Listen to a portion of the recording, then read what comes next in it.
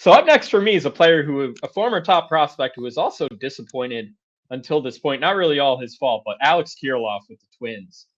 So Kirilloff is available in 95% of Yahoo leagues right now, and a lot of folks are talking about Edward Julian, the prospect the Twins called up on Wednesday. He's making his major league debut, and maybe if Julian gets off to a hot start, he keeps the spot in the lineup.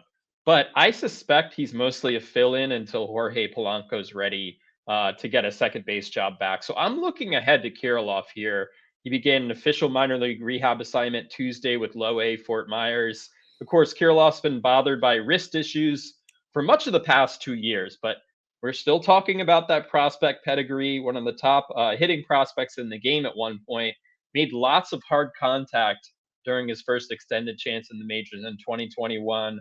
The Twins have been understandably extra cautious with Kirilloff this spring, but there's a real opportunity here for him at first base. And what I love about IL stashes is that you can see how situations develop.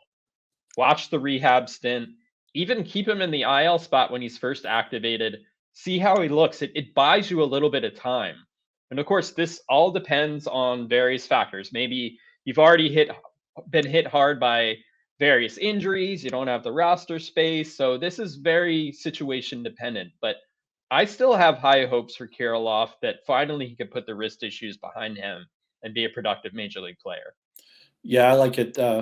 Former first-round pick, age 24 season. It's just a matter of if that wrist is healthy. And Minnesota, I think has at least an average lineup, maybe the potential to have an above-average lineup. So, and you mentioned a really nice hack where if you have him in an IL spot, as long as you don't need other roster maintenance at the moment, you can sometimes wait a couple of games or you wait a little bit of time before you make a move.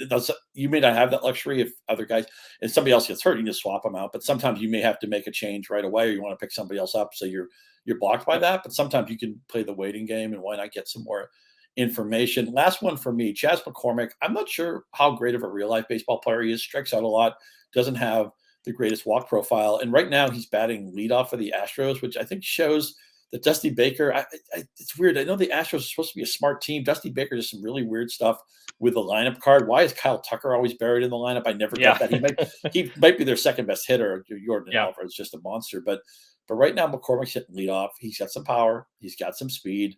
I think he can hit for an acceptable average. Again, there's a lot of strikeouts in this game. But if he's going to get that lineup real estate in Houston, maybe isn't quite the offensive force they were in recent seasons, but they still have Bregman. They still have Abreu. They still have Alvarez. They still have Tucker. It's a little bit of a top heavy lineup. I like McCormick a lot more hitting leadoff, where he's been like 5 games, I think it is now, than buried in the 7, 8, 9 spots. I don't know if he'll stick there when everybody's healthy, but right now, category juice, lineup spot in Houston, 18% rostered in Yahoo. I am in the Chas McCormick business.